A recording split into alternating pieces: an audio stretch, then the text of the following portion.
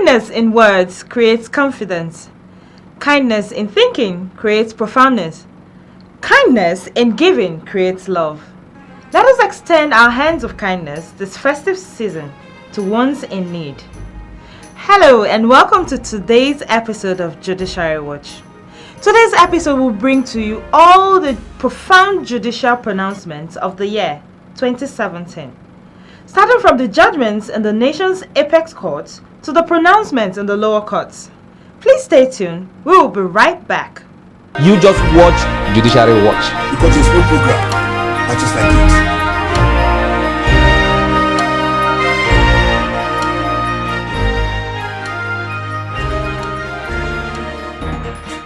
On July 12, 2017, the Supreme Court overturned the judgment of the Court of Appeal in Port Harcourt, Rivers State, that affirmed Alimodu Sharif as the authentic national chairman of the People's Democratic Party. A three-man panel of the Apex Court justices led by Justice Bode Rhodes Vivo in a judgment held that the PDP National Convention held in Port Harcourt that dissolved the party's National Executive Committee led by Sharif was constitutional. This is an indication that Alimodu Sharif is no longer the PDP chairman. This is a celebration of the loving people of PDP. It was a legal battle that lasted more than 1 year between Ahmed McCarthy's led faction of the People's Democratic Party and the Alimodu Sharif's faction. The legal tussle had traversed from the Federal High Court in Abuja and Port Harcourt, where there were conflicting judgments arising from the same suit. The Court of Appeal Port Harcourt Division had also in its judgment affirmed Sharif's faction as the authentic and recognized one. But a panel of Apex Court justices on Thursday, after hearing the appeal filed by McCarthy's faction, came to a conclusion in its judgment that the appellate court was wrong to have declared Sharif as the party's chairman. The Apex Court also held that the National Convention of the PDP held on May 21, 2016 in Port Harcourt, Rivers State that sacked Sharif was constitutional. There is not going to be victimization. We are going to pursue genuine reconciliation with members that are willing to be reconciled, but all in the overall interest of the party, not imposing anybody on the rest of the people. There is not going to be any victimization because somebody had one opinion or the other. We will try to reconcile the party and make it stronger and stronger so that 2019 will be easy for our team supporters. Okay. We are very happy. It's one party. They are brothers and sisters. They must go back home and work together as a team. Nobody is rejoicing over the other. The judgment is correct. This is the Supreme Court. There's nowhere else to go. They must be reconciled to the judgment, be reconciled to one another, and come together and work together as a party for the good of the nation. The panel further lambasted Sharif, saying that he instituted 10 suits in a bid to remain perpetually in office. While Ahmed McCarthy was present in court with a large retinue of loyalists of his faction, including Governor Ayodele Fayose of Ekiti State and Rivers State Governor Nyesom Wike, Sharif was absent in court. On the 12th of May 2017, the Supreme Court upheld the position of Okezie Ikpeazu as Abia State Governor. 2 out of the 3-man panel of the Supreme Court judges sitting in Abuja struck out the appeal of Uche Oga, challenging the nomination and election of Ikpeazu.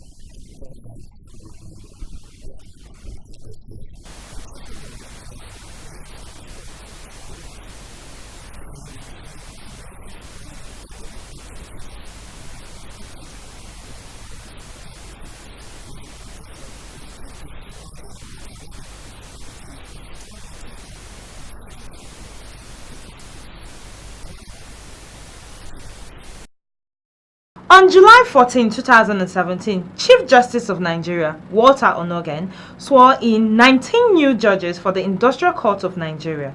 The judges, who were picked from the 6 geopolitical zones of the country, are to add to the number of the already existing judges currently presiding over matters at the Industrial Court of Nigeria. As judge of National Industrial Court, I will discharge my duties and perform my functions honestly. According to the Chief Justice of Nigeria, Walter Onogen, the newly sworn-in judges must be mindful of their pledges of allegiance to the Federal Republic of Nigeria, which revolves around preserving, protecting, and defending the Constitution of the Federal Republic of Nigeria. He added that posterity will find them right if they put themselves in the side of the law. That aspect of the practice of the law is different from what you are now entering into. So, as much as possible, try to have a quick changeover from your previous roles to that of adjudication. These are two different ball games. In adjudication now, your friends are yourself and most probably your immediate family. Some will naturally avoid themselves, some you should deliberately avoid to enable you function efficiently and effectively in that role. So with time, you will have to, what should I say, detoxicate yourself. All right? But it is, I'm sure you will enjoy the exercise. For his part, President of the Industrial Court of Nigeria, Babatunde Adejimo, it is a plus to the nation's judiciary as well as a motivation to the Nigerian labor force. Utmost diligence, at least delay will be reduced due to overcrowded dockets. Now that we have 19 more hands, you can rest assured Nigerian people that we do our best to see that we decongest our dockets. On September 28, 2017, the Chief Justice of Nigeria, Walter Onogen, expressed his determination to flush out corrupt judicial officers from the nation's judiciary. Justice Onogen stated this at the new legal year event of the Supreme Court and the swearing-in ceremony of 29 newly appointed senior advocates of Nigeria.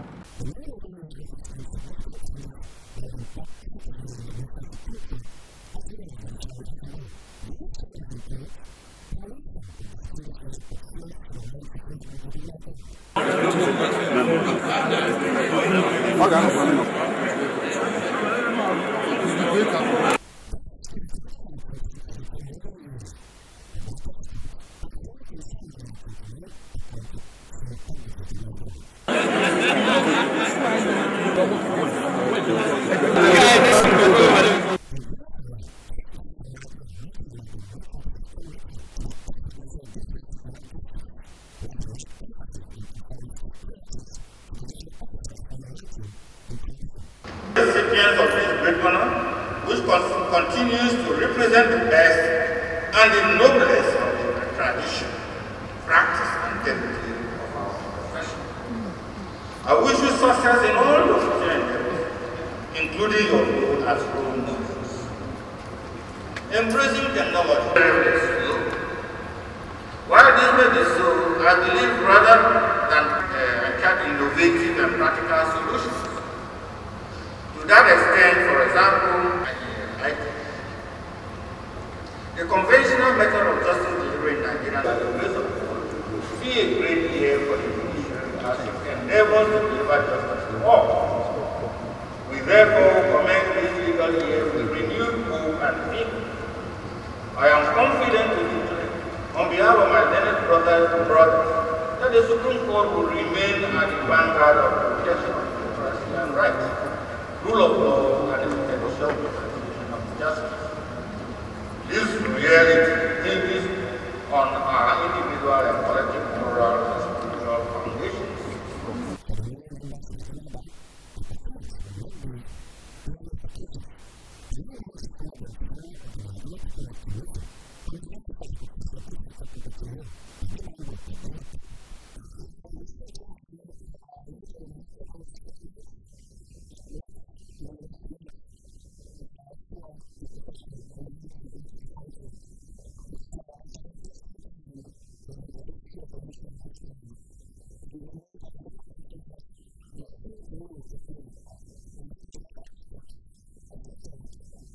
If you're just joining us, this is the special episode of Judiciary Watch.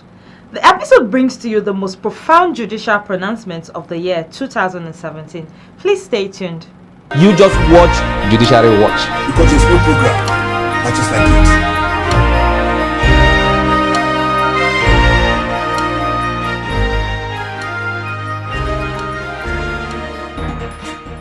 it. On August 25, 2017, a three-man panel of the Appellate Court Justices, headed by Justice Habib Adewale, upheld the election of Senator Magnus Abbey of the Rivers South-East Senatorial District of Rivers State. The appeal, which was brought by Oloka Johnson Wogo of the People's Democratic Party (PDP), was dismissed for being baseless and lacking merit. Another panel of justices in the same court upheld the election of Senator Osinachuku Ideozu of the PDP as Senator of Rivers West Senatorial District of Rivers State. This implies that at the moment, All Progressive Congress (APC) have 2 senators, while the opposition People's Democratic Party (PDP) has only 1.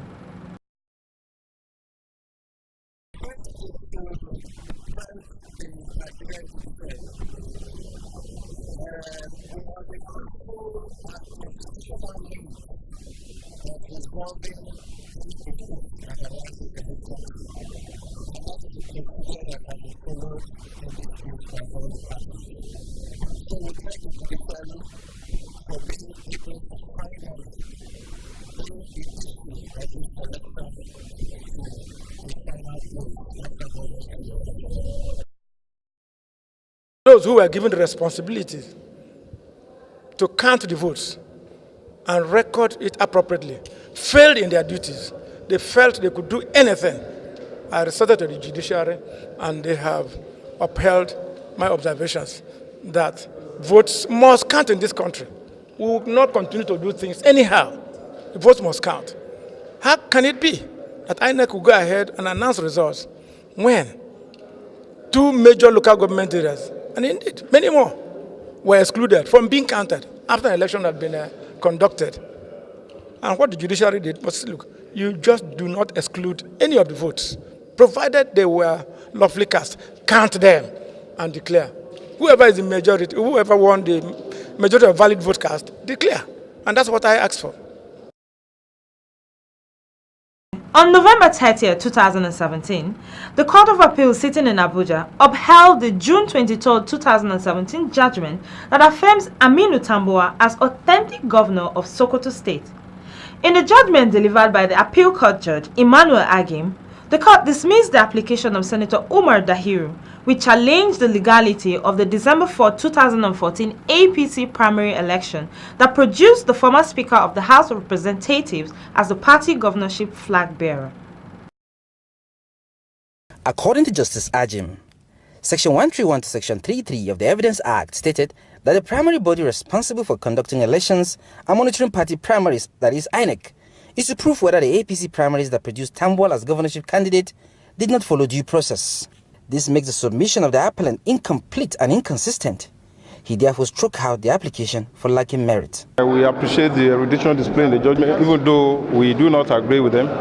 and we take time and study the judgments and take the necessary step. You can't rule it out because this is not a final court as far as these issues, are concerned. For his part, Counsel to Tambuwal Sunday Ibrahim was satisfied with the judgment.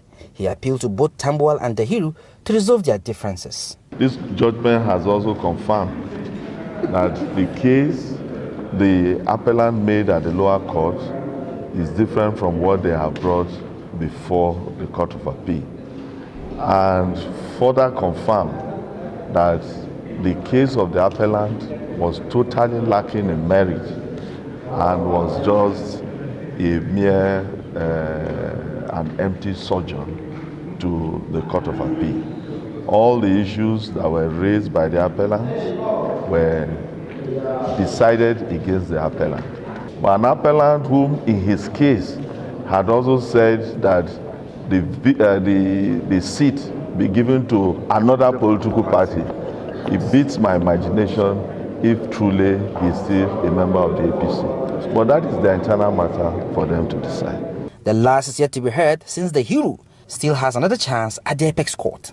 Emmanuel Bagudu, PTV News. On July 20, 2017, a former governor of Adamawa State, Bala Ngilari, was discharged and acquitted by the Court of Appeal in Yola, the state capital.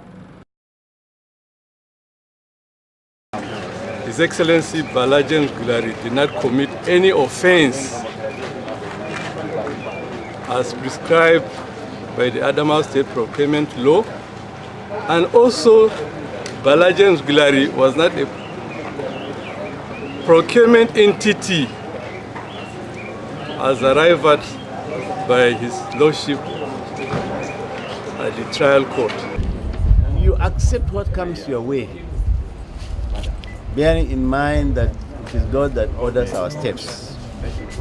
The useful lessons you pick and move on with your life. But the important thing is that God must take glory for what has happened. On October 30, 2017, a River State High Court sitting in Port Harcourt sentenced to death a police sergeant, Mr. Lucky Oji, David Chinasa Ogbada, and Ikechukwu Louis Amadi, aka Capone, for their active involvement in the murder of 4 students of University of Port Harcourt. The court also discharged and acquitted 4 of the suspects in the trial: Xavier Johnny, Abiodun Yusuf, Joshua Ekpe, and Cyril Abang.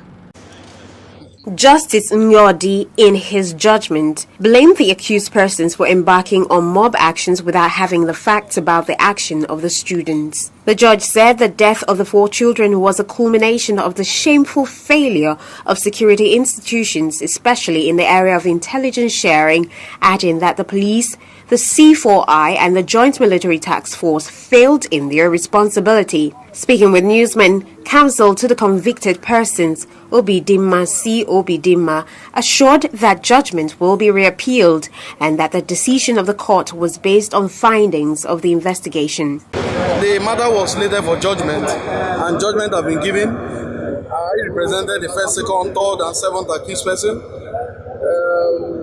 Eventually, the 7th accused person was discharged and acquitted. But unfortunately, the first, second, and third, which I also represented, were sentenced to death.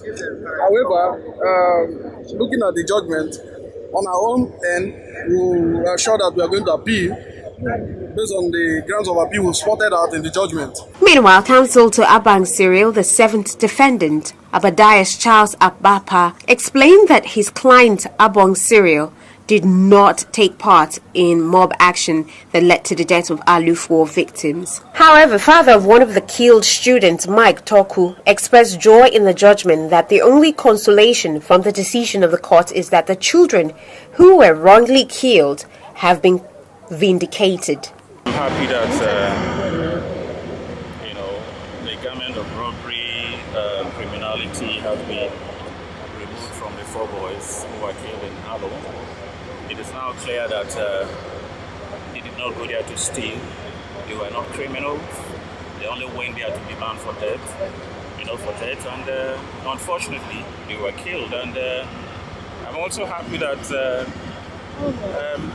Three of them have been, sentenced, to death because of the crime they committed. For his part, Director of Public Prosecutions, Ibiriki Otorubio, said the state will study the judgment and decide on the next line of action. 12 people were standing trial for the murder of the young undergraduates, but 5 were discharged early this year. It is time for yet another break. More review after the break. Please stay tuned. You just watch Judiciary Watch. Because there's no program that is like it.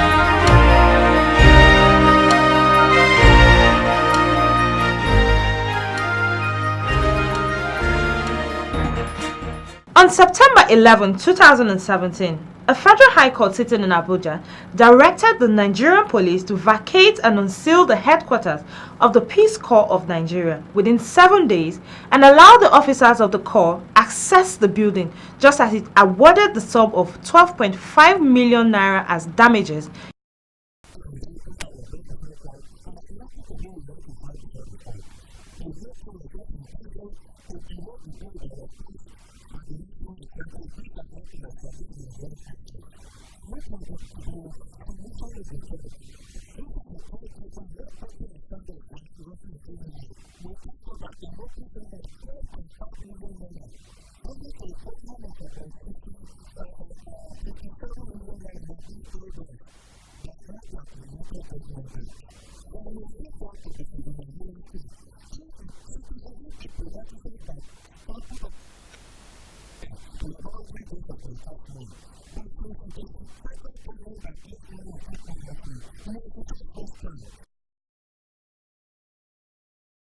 On May 9, 2017, a federal high court sitting in Abuja declared the probe panel set up by Inspector General of Police Idris Ibrahim unconstitutional. The police IG set up a probe panel during the December 10, 2016 Rivers State Legislative Rerun election to uncover those who masterminded violence and other electoral malpractices during the rerun.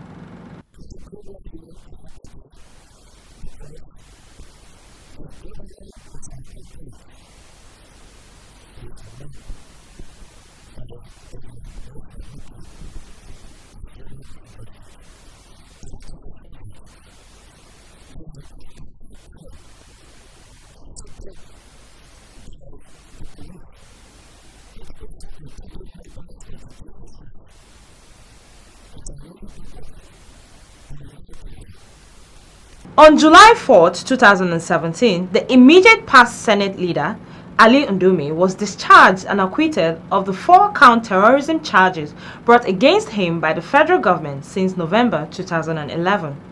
Ndume, who is representing Borno's South Senatorial District in the Senate, was set free by Justice Gabriel Kolawole of the Federal High Court, Abuja, on the ground that no prima facie case was established against the lawmaker. Delivering ruling in a no-case submission argued by Ndume's lawyer Ricky Tafa, Justice Kolawole stated that the prosecution failed in all fronts to link the defendant into the alleged hideous crime of holding information on terrorism activities and sponsoring of the Islamic sect Boko Haram. Justice Kolawole, while striking at all the 4-count charges, faulted the prosecution in their failure to call eminent personalities to give evidence. He specifically said that while the defendant admitted having contact with Boko Haram sect as a result of his appointment as a member of the Presidential Committee on Security Challenges in the northeastern part of the country, he also told the court that he gave the information he got from Boko Haram group to the director of the DSS at the National Assembly and the former Vice President, Namadi Sambo. And since the duo were not invited by the prosecution, the court therefore struck out the charges for lack of merit. For his part, Ali Ndume is happy with the judgment, which further proved his innocence. What has been heard is the side of the government that was trying to indict me. I have not been heard. After consultation with my lawyers, I think Nigerians deserve to know what actually happened, who is Ndume, and all that. But the little of it you have heard in the court of law.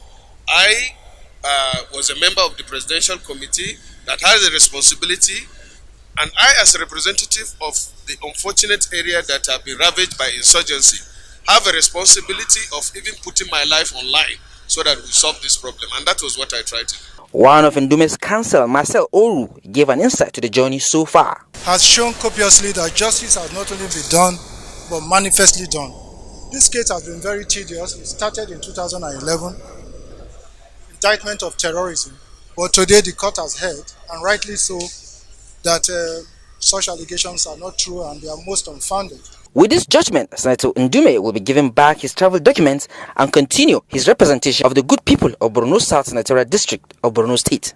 On September 11, 2017, the senator representing Kogi West Senatorial District, Dino Melai, failed in his bid to stop the Independent National Electoral Commission from proceeding with his recall process. Justice Nnamdi Dingba of the Federal High Court, Abuja, in a judgment, dismissed the plaintiff's application seeking to nullify the recall process for lack of merit.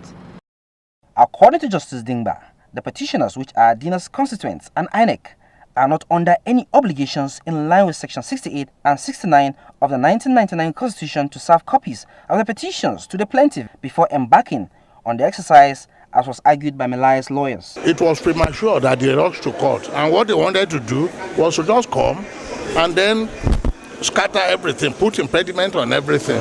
But I'm happy the court has clearly shown that it is not the responsibility of my clients and that of INEC to really serve the plaintiff with papers of this thing. If they want anything, then let them go ahead. If he's lucky enough to fault the verification at that level, or is lucky enough to ensure that the referendum does not succeed, then that is the end of the whole thing. But if he's unlucky, he goes. Justice Dingba also held that the senator's suit against INEC was hasty, premature and presumptuous, and that he did not explore all internal remedies available for him in the Constitution. A similar suit filed by the All Progressive Congress in Kogi State suffered the same fate. With these judgments, the Independent National Electoral Commission is expected to continue with the recall process of Senator Dino Melai. Emmanuel Bagudu, PTV News. On 14th June 2017, the Code of Conduct Tribunal sitting in Abuja discharged and acquitted the Senate President Bukola Saraki in the 18-count charge of alleged false declaration of assets filed against him by the federal government. The two-man panel of the CCT, led by Danladi Umar, unanimously held that the prosecution failed to establish a prima facie case against the defendant. It all started in September 2015 with the arraignment of the Senate President Bukola Saraki at the Court of Conduct Tribunal in Abuja on charges bordering on false asset declaration. Saraki pleaded not guilty to the charges and further made several efforts to stop the trial on the grounds that the CCT lacked jurisdiction to try him. The matter proceeded to the Court of Appeal and finally to the Supreme Court, where the Senate President lost the bid to stop his trial. Back to the CCT for proper hearing of the case, the prosecution team led by Rotimi Jacobs called 4 witnesses to prove the allegations against Saraki. After prosecution closed its case, the defendant filed a no-case submission arguing that the federal government had failed to establish a prima facie case against him.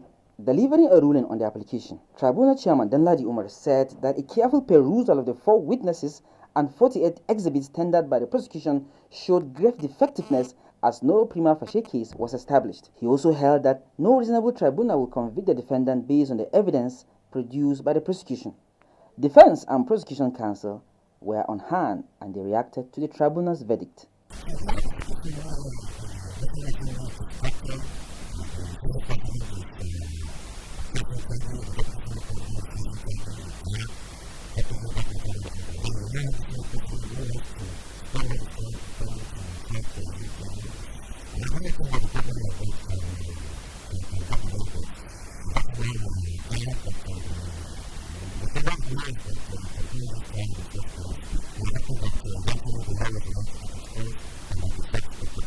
This is where we wrap up on this special episode of Judiciary Watch.